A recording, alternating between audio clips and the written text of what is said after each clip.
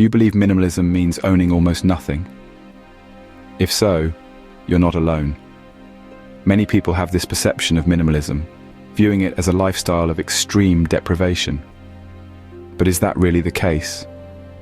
In this video, we're going to tackle this topic head-on, breaking down the walls of misconception that surround minimalism. Everything you know about minimalism is wrong. We'll expose the truth behind these misconceptions. Whether you're a minimalist, considering becoming one, or simply curious about this lifestyle, this video is for you. Let's start with the first myth. Minimalism means owning almost nothing. This could not be further from the truth. Minimalism isn't about stripping down your possessions to the bare minimum or living off a backpack. Instead, it's a philosophy that encourages you to only own what you genuinely need and find valuable.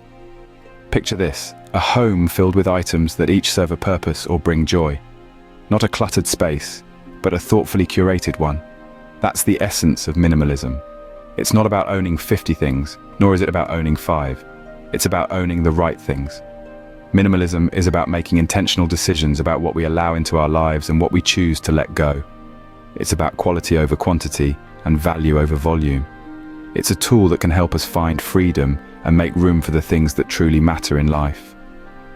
So, minimalism isn't about owning almost nothing. It's about owning what truly matters to you. Myth number 2. Minimalism is only for the wealthy. Now, this is a common misconception that needs to be addressed. Minimalism, contrary to popular belief, is not exclusive to those with a hefty bank account. It's a lifestyle choice that can be adopted by anyone regardless of their income level. In fact, minimalism can be a great tool for those on a tight budget.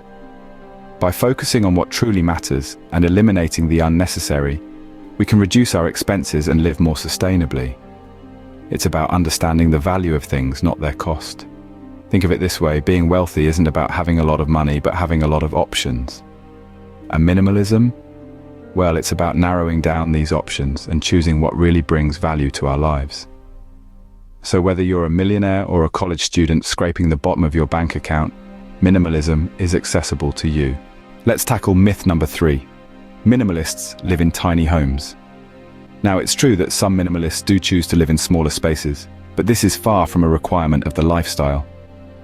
Minimalism is more about living intentionally with less, not necessarily living in a confined space. It's about freeing up room, both physically and mentally, for what's truly important.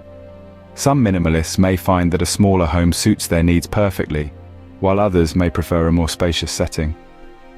The key is that every item in their space serves a purpose or brings joy. It's not about the square footage of your home, but about the functionality and intentionality of the space within it. Minimalism isn't about squeezing into the smallest space possible.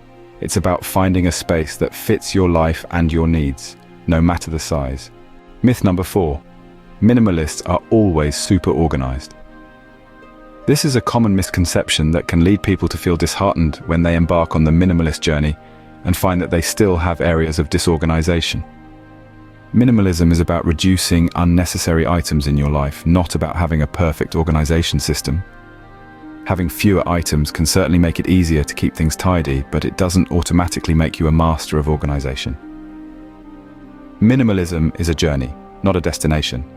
It's about finding what works for you, not achieving perfection.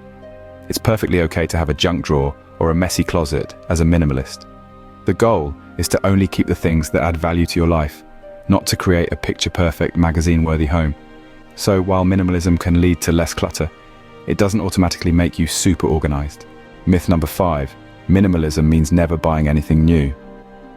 Contrary to popular belief, minimalism is not about deprivation, it's about intentionality. It's a common misconception that minimalists never buy anything new. Minimalism is about making mindful purchases. It's about only buying what you truly need and will use, rather than impulsively buying items you don't need or won't use. It's about appreciating what you already have and not constantly seeking more. It's about being thoughtful and intentional in your consumer choices. So, if a minimalist needs a new pair of shoes, they'll buy it. But they'll do it thoughtfully, considering the quality, longevity, and versatility of those shoes. They're not opposed to buying new things. They're opposed to mindless consumption. So minimalism isn't about never buying new things, but about buying things mindfully. It's about choosing quality over quantity and purpose over possession. Myth number 6. Minimalism means being a monk or hermit. Minimalism is not about living in isolation or leading an ascetic life. It's about embracing simplicity, not solitude. It's about seeking freedom from the excess, not fleeing from society. Minimalism doesn't mean you need to renounce the world and head to the mountains. It's about cutting down clutter and focusing on what truly matters. It's about letting go of things that don't add value to your life, not letting go of life itself. Minimalists can be social butterflies, adventure seekers, or family-oriented people. They're not confined to a monastery or a cave, but are very much a part of the bustling world. It's about making intentional choices, and those can be as diverse as the people making them. Myth number 7. You can't be a minimalist with kids. Parenthood and minimalism aren't mutually exclusive. It's true. With kids come toys, clothes, and a lot of other stuff. But minimalism isn't about denying your children possessions. It's about teaching them the value of what they have. It's about showing your children that happiness doesn't lie in material possessions, but in experiences and relationships. It's about raising them in an environment where they learn to appreciate what they have, rather than always wanting more. Remember, minimalism is a mindset, a way of life. It's not about the number of items you own, but about their value and purpose. So if your child has 3 toys that they cherish and play with daily, that's minimalism. In essence, being a minimalist parent is about fostering an appreciation for quality over quantity, for experiences over possessions. So, you can indeed be a minimalist with kids. Myth number 8. Minimalism is anti-technology. The idea that minimalism shuns technology is a common misconception. In reality, minimalists aren't against technology.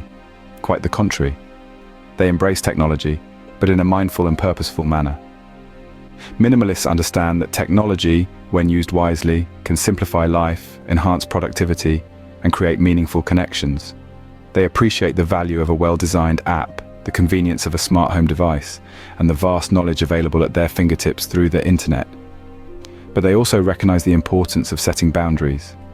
Rather than being consumed by technology, minimalists use it as a tool to serve their needs and enrich their lives. They avoid mindless scrolling, unnecessary gadgets, and digital clutter. They choose quality over quantity, focusing on what adds true value to their lives. Myth number 9. Minimalists don't have hobbies or collections. To debunk this myth, let's first understand that minimalism isn't about deprivation, but rather about intentionality. It's about keeping what adds value to your life and letting go of the rest. So, yes, minimalists can absolutely have hobbies and collections. They might be passionate about photography, love painting, enjoy reading, or even collect stamps.